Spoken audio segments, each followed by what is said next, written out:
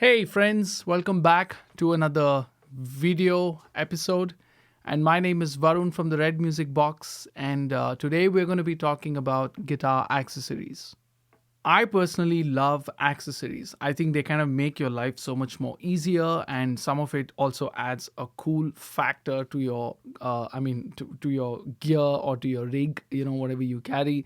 Some people love collecting stationery, right? I love collecting accessories. I always keep checking what are the different cool things, like small, cool little things that I can pick up and have it in my studio. And I just have whatever like a love for these things, and I think it's pretty cool. So without any further delay, let's dive in. Number one, picks or plectrums. Now plectrums come in different shapes and sizes, and I think different materials as well. And I think people kind of fall into two categories: either you give too much importance to it, or you don't give it much importance at all. And I happen to fall in the give it a lot of importance category, because I truly feel the benefit of playing through different picks. And I think it kind of changes my playing. It changes the way it sounds. I'm certainly not the kind of guitar player that I can just take any plectrum and pretty much play whatever I feel like playing. Certain picks allows me to do certain things, and it's not so much about the ability. It's more about the feel and the tone that you're kind of getting out of it. Like for example, I love playing with really thin picks when it comes to strumming acoustic guitars, and when I'm playing my electric guitar for riffs and solos, I prefer playing slightly more thicker plectrums. Now I have my collection of picks here in the studio, and there's a little story behind this holder which I'm going to share with you in a moment. So before that, these are all the different picks that I have, and I've got a Jazz 3 here, which is really nice for. I think it's a cool small pick, and I've got a bunch of JS Planet Waves picks. Joe Satriani is my favorite guitar player, so if there is an opportunity to get, oops, I dropped it. There you see. I can't find it. Oh, I found it. So if there's an opportunity for me to collect something that has his name on it, I kind of love it, because I think it's a cool fan thing. The Jim Dunlop riffs has been my go-to pick for a very, very long time now, because I believe this is the best pick in my opinion when it comes to strumming acoustic guitars. And I've also got this pick that a friend of mine gave it to me. It's a Tortex Dunlop. It's kind of like faded out. The print is faded, but it's a cool pick. It's got a really sharp edge to it. So it kind of gives a really nice attack. And also when I'm traveling and playing gigs and stuff, I have a collection of the Dunlop Petrucci picks, and I love those as well. So those are my pick collection. As far as the little story that I told you about the plectrum holder, which I said I'm going to mention. So this happens to be the plectrum holder that was used by Mr. James Hetfield when he played with his band Metallica at Bangalore, and they happen to be my most favorite band because I got into rock music listening to their stuff, and they left this behind. So my friend, who was an engineer who was working at this gig of theirs, who also happens to mix for us, and picked this up for me, and was kind and gracious enough to gift it to me. And I'm so happy about it, because I feel so proud having this on my desk. It's Mr. James Hetfield's plectrum holder. Isn't that cool? Accessory number two would be a capo. I think you're quite familiar with what a capo is. Most often people use this as a tool to transpose guitar chords across the neck. But I believe capo can be so much more than that. It doesn't necessarily have to be a transposing tool alone. You can play some really cool chord shapes higher up the neck while you have capoed one of the lower frets, and it kind of gives you a really nice spread out wide luscious sounding chord shapes. And I think it sounds beautiful when you use it in that sense. And if you wish to take your creativity a notch up higher, then I definitely recommend the Spider Capo. In fact, I'm considering getting one myself. I think maybe soon after the lockdown ends, maybe I'll order one and pick up one. But otherwise, I personally use capos quite a bit. This one is a Planet Waves NS Pro Capo. It's been used a lot, so you can see all the dents and scratches and all of that stuff, but I love it. I love love Planet Waves accessories. I think they're really cool and they make some amazing products. Check it out. Accessory number 3 is cables. Now, good cables are a must if you want your guitar tone to be translated well to the amplifier. If you're going to spend all that money that you've saved up, buy a fancy guitar for yourself, and you're going to buy a really cheap cable, then nothing is worse than that. So I highly recommend go and buy an expensive, good sounding cable. Even if it means you're getting them soldered yourself, then buy a really nice quality cable, buy Neutrik connectors, get it soldered by somebody who really does a very good job. These cables will last you a very long time. If you don't want to do all that hard work, walk into a music store, pick up something that is used, tried and tested by many professionals, and it comes handy. Chances are you may not be going wrong with it. Now, I have a bunch of cables here. This is a Planet Waves cable that I've had for like 10 years now, and it works perfectly fine even now. And this is a Klotz cable. This is a Joe Bonamassa Klotz cable. It's a fabulous guitar cable. It's a very short cable. I use it when I want to plug my guitar directly into my interface and do some recordings. And here is a Mogami cable that I've had. This is a Mogami. It's not mentioned. I don't know if it's some gold or whatever it is. I don't know, but it's got Neutrik connectors on it.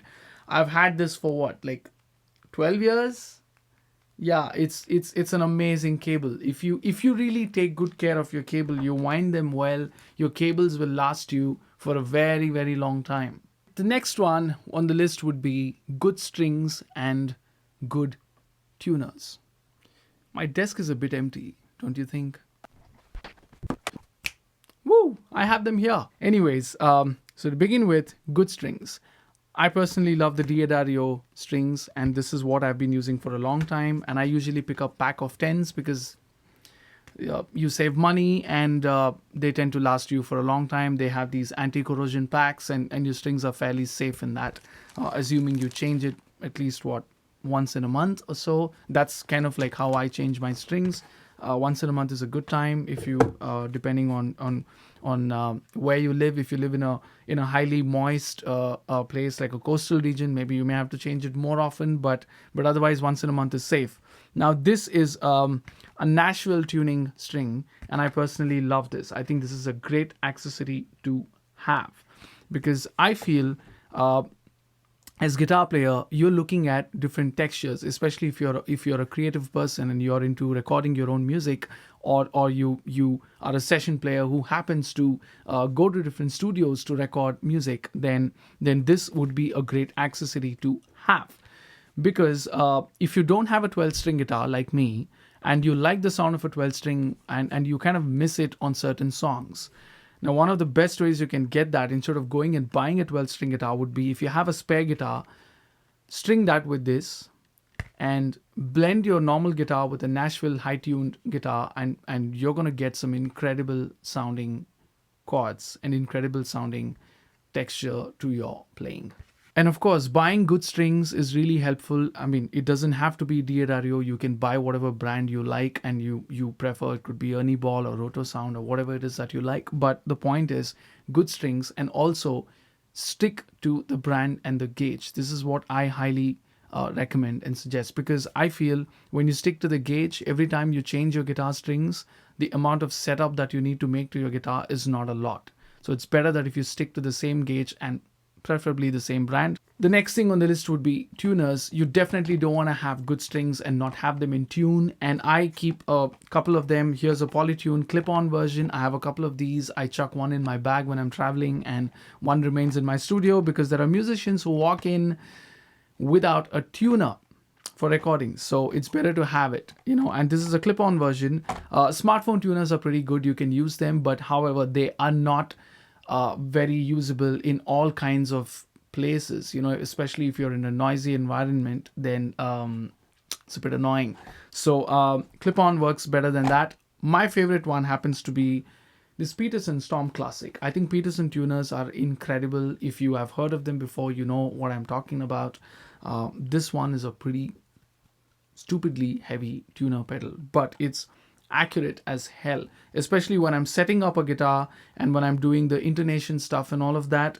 I prefer this more than these or smartphone tuners, definitely any day, because this one is super accurate. Not seems to be, it is super accurate. And I love the accuracy with which I can set my intonation and all kinds of things with it. So definitely, there are also other good brands. You get a Polytune mini version that you can put on your pedal board. You also have a Boss tuner. All of these are really good, but Peterson Bob, it's great. The next one on the list would be Slide and Ebo. Now, my Ebo got damaged at a friend's gig recently, so I don't have one on me right now to show it to you, but do go check out Ebos. TC Electronics makes a pretty cool version of an Ebo now, and it's called Eon, and it looks more cooler than the traditional Ebo, so you could even pick that up. It's a fabulous creative tool to have. It kind of helps you in many different songwriting situations. And Slide is another such tool I believe can help you in your songwriting situations. Now, I have two of these. I have a glass slide by Diodario, and I've got a wooden slide. The reason I use the wooden slide is when I'm traveling for gigs, I carry this because I don't want to be dropping glass slide and breaking them gig after gig, and it kind of gets a little hard to find them sometimes at the store. So I prefer traveling with a wooden one, and the glass one is for me when I'm playing in my studio.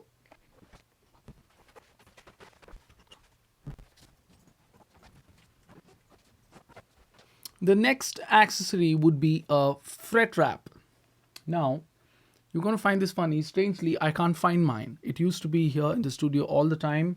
Must be stuck in one of my guitar cases. I'm not sure. I'll have to go do some checking. But although I don't have one on me right now, again, I'm sorry, but I'm recommending this anyway. Get a Fretwrap if you're especially a recording guitar player. Then you're gonna find the benefit of it so much more, because it helps you mute the strings and lets the unwanted string not ring out during your performance, especially when you're doing your tapping things and all the cool stuff that you play on the guitar. And also, you'll never have to run behind your girlfriend or your mom asking them for their hairband. This looks way more cooler than that. And also, long-haired men, don't come after us and ask us for, can I borrow your hairband quickly? I just need to kind of mute my strings. Next on the list would be guitar straps. If you're playing on stage especially, then you want to be comfortable. You're going to have to carry your guitar, and I play the Gibson guitars quite often on stage, and they are pretty heavy. So if I have to carry them and play for like an hour and a half or so, you want to try and have a strap that is really comfortable, that kind of rests really well on your shoulder and not going to start giving you backaches. So I personally recommend the mono straps. I love these. I think they're fabulous products. So I totally recommend them. I also accessorize my accessory. I like putting these little pins, badges, whatever you like to call it. I think they're cool. They make the strap look even more cooler. So that's my accessory. And here's another one. This one is a Joe Satriani. Again, if I have an opportunity to buy something that has JS on it, chances are I will. I bought this long back, and I love these straps. I've got a bunch of these, and but this specific one, I got it when I was at the G4 camp. I think they gave it as a complimentary thing. Planet Waves gave it as a complimentary thing for all the attendees there, and I love it. It's kind of like a little memorabilia, and I like having it on my shoulder. So I use this with my Luke, which is not so heavy, so the strap works, but all my Gibsons have the mono straps on it. Next on the list would be good case. Now, you definitely want to protect your guitar. You want to keep it safe. You want to protect it even while it's sitting indoors from the weather outside, which could affect the guitar neck. So you want to put it in a nice case.